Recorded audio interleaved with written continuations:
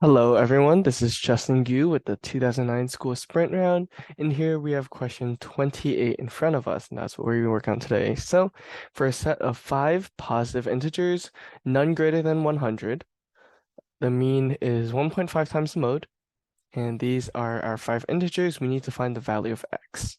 Right. So, first, let's go for what mean and mode are, right? So, is ooh, mean is the average of the numbers that I'm given, right? So average, so therefore it would be, let's say I'm given five numbers, it would be n1 plus n2 plus n3 plus n4 plus n5 all over 5 because I have five numbers total, right? So that's what mean is. Mode is the number that comes up the most. So it would be Um, just like the one that's repeated the most. So if I have like a set of numbers where it's like where it's 100, and 127.2, my mode would be 1 because 1 comes up three times, the rest only come up once, right? Okay, so now we have that figured out. Let's start working on our numbers. So we know that the mean is 1.5 times the mode, right? And so we know that in this case, our mode has to be x because there are two x's in the set of five numbers, right? There's one, there's two, and there's only one of each other numbers, right? So I know that the mean is 1.5 times the mode. So I'm going to have the mode, which is x times 1.5 is equal to the mean. Now the mean is just the sum of all of these divided by 5. So sum of this, so it would be 31 plus 58 plus 96 plus x plus x divided by 5. So now that we have this equation, we can solve for x.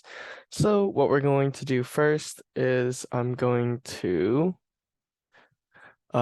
combine all of these numbers together. So I'm going to get x times 1.5 is equal to 187 plus 2x. I'm also going to combine this side together, divide by 5. Now I'm going to multiply both sides by 5 to get rid of this denominator. So I'll have 5 times x times 1.5 equals 187 plus 2x. Now that we're here, I'm going to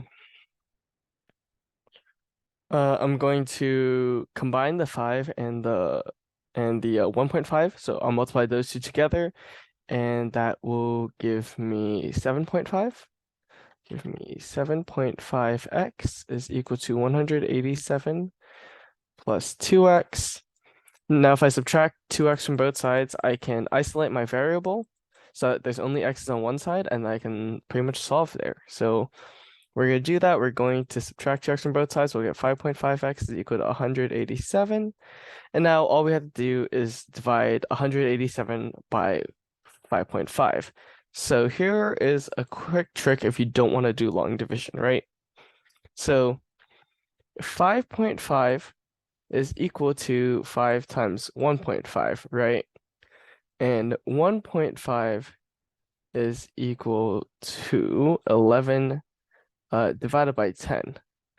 So there's a divisibility rule with 11 or not necessarily a divisibility rule, but also multiplication rule, where if you multiply any number by 11, so say we're doing 11 times 13, right? Your hundreds term will be the tens place, your ones term will be the ones place, and then your tens place will be the addition of the two, right? So 11 times 13 would be 143.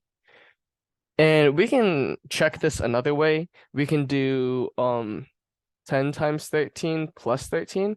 And so 10 times 13 is 130. And if we add another 13 to that, we'll see that that is actually 143.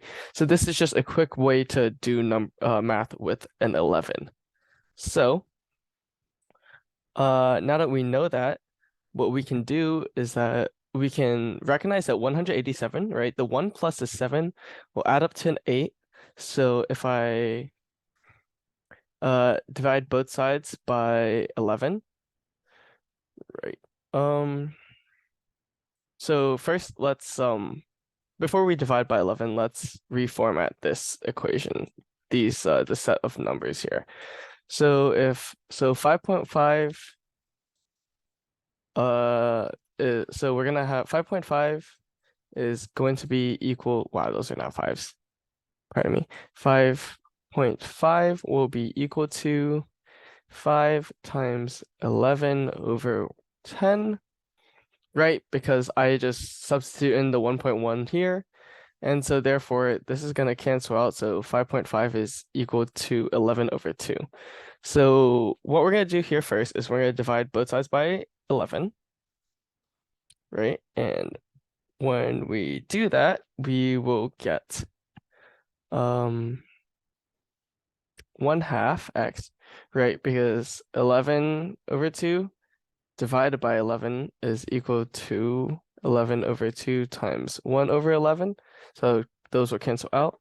So 1/2 x will be equal to 17, right? And now in order to get rid of 1/2, we will have to multiply both sides by 2. So I'll do a times 2 and a times 2. And I'll have x is equal to 34. So that will be my final answer for x.